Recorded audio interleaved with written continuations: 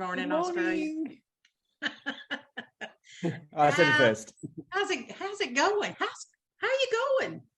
I'm good. I'm really excited to be here. I've got my warm jumper on because it's so cold outside. It's like really freezing. Almost. So what's freezing. nearly freezing?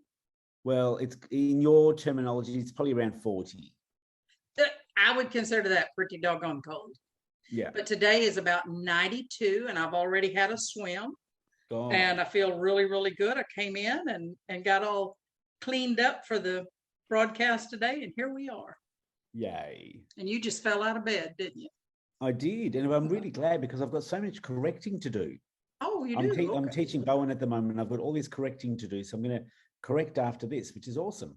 Oh, thank you for getting me up early. I would I would love a Bowen myself. So try to work on me remotely today if you can. Okay. All right. Our guest today, I'm really, really excited because this is one of my students. Actually, she is my first remote student. So back when COVID was going on and we could not have live classes, Karen signed up and she was my first remote student. So I am very, very pleased to introduce my first remote student, Karen Romine. Karen, come on down. There you are. Oh, We're I happy love to your have glasses, you today. Karen. Those glasses suit you so much. Oh, thank you very much. Love them. Yeah. Part of my personality. A shy, quiet thing that I am. You see, I just love her. I just love her to pieces.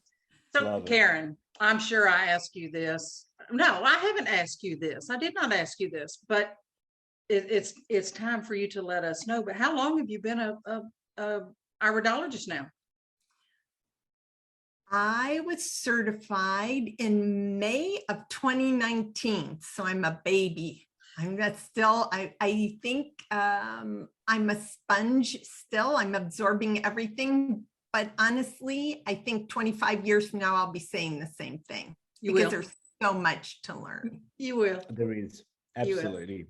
I mean, I still do that. I'll ask Chris a question, or I'll, ask Betty Sue or Ellen. I'll still ask them. I'll say, what in the world am I doing here? And it's part of the learning process. So yeah.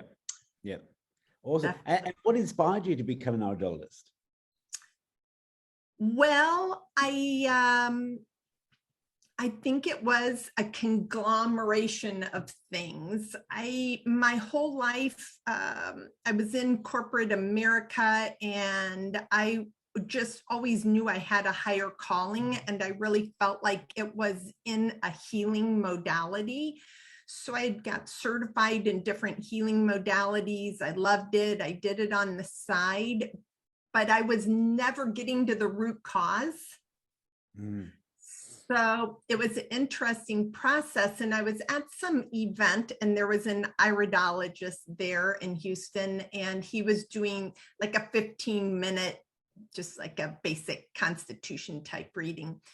And I was amazed in those 15 minutes what he said to me. I couldn't believe it. And so probably about 7 or 8 years after that, I had got something that was going through my system where I couldn't use my hands. I couldn't hold the toothbrush. I couldn't hold a pen. I couldn't hold a pencil. And every blood work, every rheumatologist, everybody kept saying, basically, it's in your head. There's nothing wrong. So I somehow, the universe put it in front of me, saw I don't know if I saw an ad or if what I had seen something pass where there was an iridologist on the north side of Houston. So I thought, I'm going to go there and see what she says. So I went to her and she gave me several supplements, different things, but she said, you have to go back and tell someone to treat your thyroid by your symptoms, not by your blood work, because that is the key to the whole thing. Yeah. Showed me the pictures of my eyes. She showed me the exact spots, everything on there. She was able to show me things. I was adopted, so I don't really have a family history, so to speak. And she was able to show me things on the pictures of my eyes with that. And so I went back to my doctor and I said, you're going to treat me for my thyroid. That's how it is. You're going to put me on thyroid medication. And he did. And within a week, my symptoms were gone. Wow. So I became a believer then. And then it was just continued. I had a couple life events that happened. And I finally said, it's time. It's time to move into my my second career in life and to really make an impact. So I did a lot of research. I found IPA and I knew that that was where I needed to be if I was going to learn. And so I sent an email to Patty. And at that point, I had just moved back to the Midwest, where I was originally from, but I had kept my Houston cell phone number. So she wrote back right away and said, you need to speak with Kathy. She'll tell you everything. And I know she thought I could go have coffee with Kathy because she was in Houston. So we ended up talking on Zoom for, I don't know how long we chatted the first time. But what you can only imagine.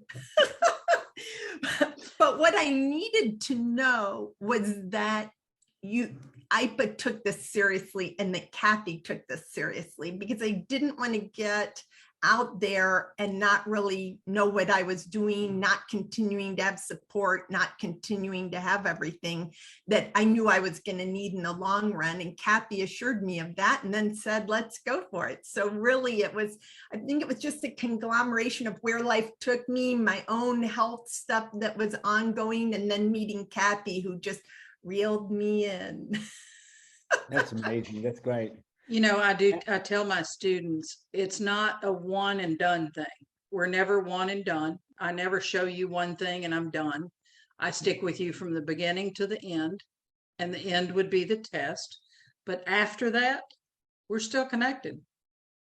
I always stay with my students. Oh, they know that they can call me anytime with any question.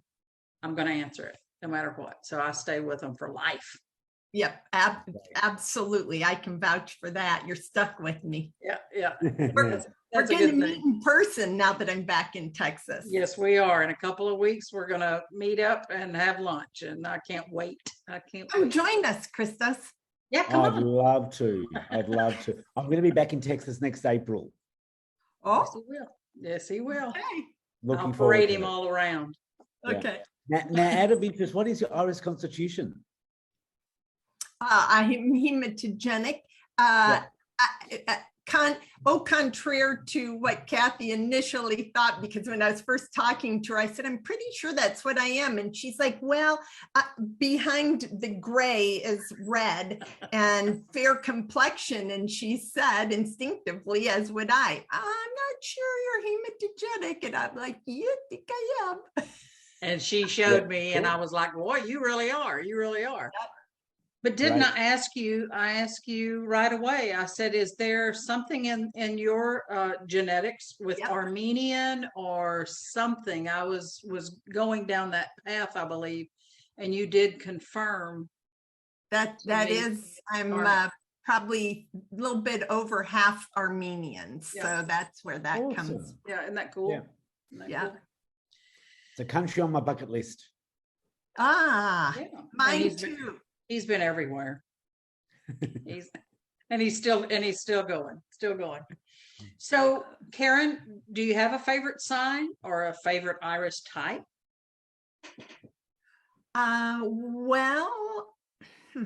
That's an interesting way that you phrased that question. I would tell you that initially I was scared to death of hematogenic eyes. I would see someone and be like, no, I'll send you to Kathy, I'll send you anywhere, but they're so hard to read for me. And I was like a magnet for them. And I really think that in the long run, they've become my favorite because they've really taught me to, I'm very methodical, I'm very slow, I'm looking beyond, I just keep looking deeper and deeper. So it's taught me to take better photos.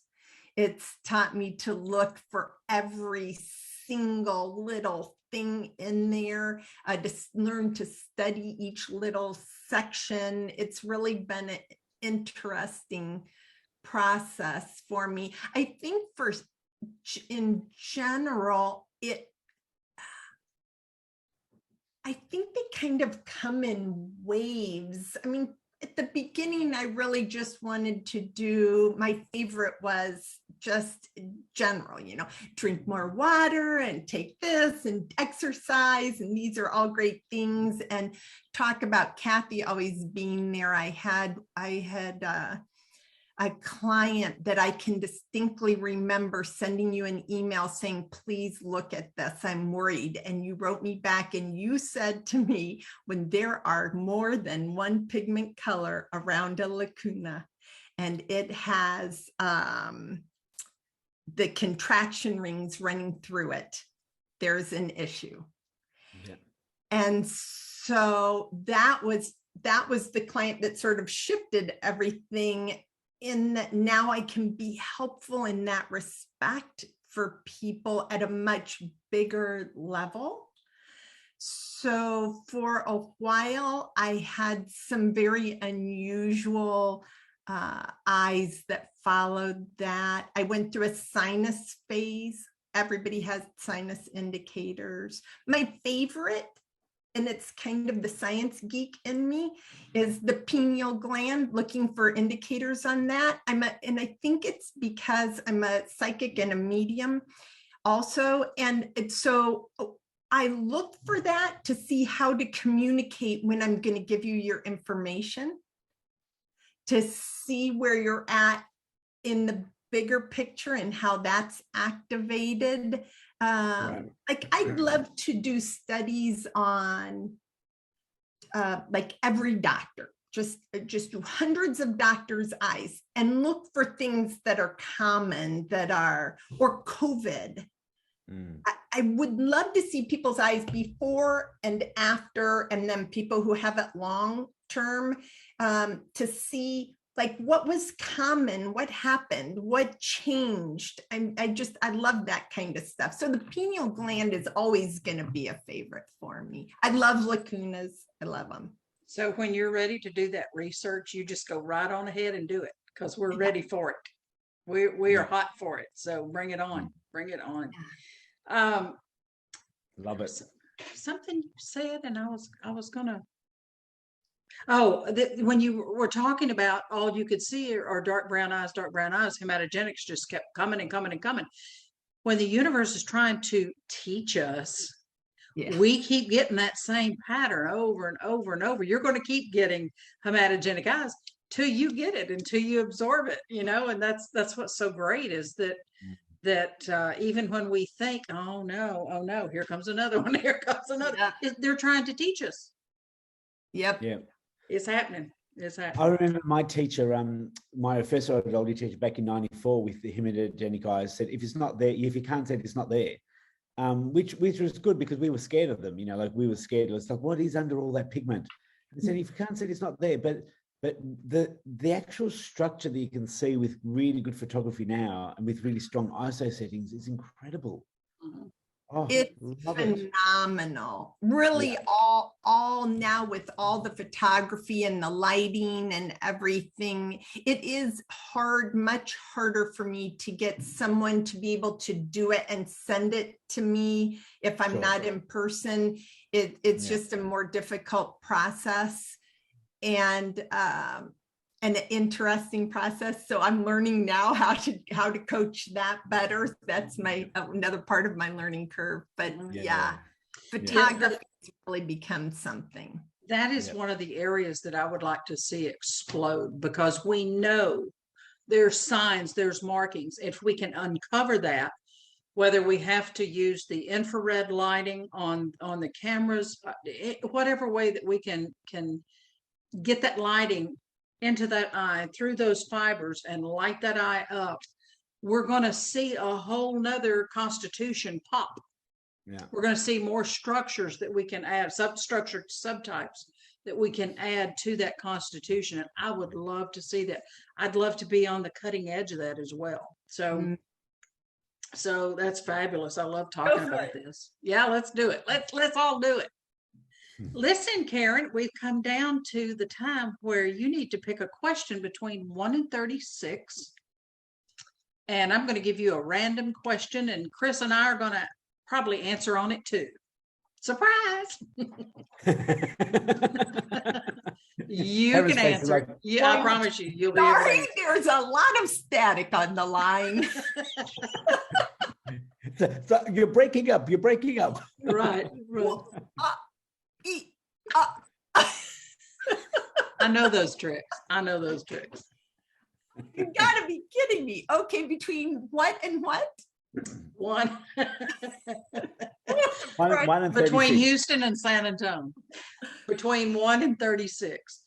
Well, let's just start at the bottom and hope for the best. I'll take number 1. Number 1. Get ready to chime in. Well, here we go. Oh, this is easy. This is a piece of cake. Okay. What is the one thing you like leaving your iridology clients with? One thing. Something to think about. Yeah. I was gonna say hope. Because a lot of them come and they're struggling with something. Very few come, very few come for no reason, just curiosity. So hope and Like hope. Yep. Hope and positive information, just knowing that there's more information out there and assuring them that nobody takes their own personal health as serious as themselves. So trying to teach them and inform them and give them hope. Yeah. Excellent. I totally agree. I always try and start and finish with something positive, whether it's, you've got great resiliency or, what beautiful eyes, look at these lovely flowers. Oh my God, look at all these wonderful jewels. Yes. Something like that. Yeah, I agree with hope. But I would say if I was going to choose something a little bit different, I would probably go with insight, like information maybe. Because that's what I would like to do is give them insight to how they can help themselves. Absolutely. Because I'm a conduit. I'm not a healer. Yep. I'm not a healer. I'm a conduit, and I can point in the right direction. I can give ideas. I can give suggestions. So I would like to think that that's what I do, is give insight to what I see so they can move on. Yeah. And come back if needed. But sure. Yeah, cool. See, that wasn't hard. Yeah, you did well. You did very well, Karen. Well, guys, I really enjoyed this. This was fun getting together. And Chris, you're now free to go about your day. Yay. And teach Bowen and correct, do like you're supposed to. Karen? I think Karen might be my new favorite Texan. She's got a great accent. Now wait just 1 minute there. I knew she was going to say that. Well, then Karen's going to have to drive from San Antonio to pick you up at the airport. Oh, okay. Okay. Yeah. Well, we changed that. Oh, Karen, I've enjoyed this. Me too. Thank you for having me. I've had a lot. It's been our pleasure. In the space, I really appreciate it, and I'm thrilled that you guys are focused on getting the word out there. I think I said to you earlier, Kathy, that I want people to know the word and know what this is and know that it's available. I really think this is an important part of it too. Mm-hmm. So I agree. Well done. I agree. Lovely to meet you, Karen. Thank you. Lovely to meet you. You guys have a great day. All right. You too. Bye.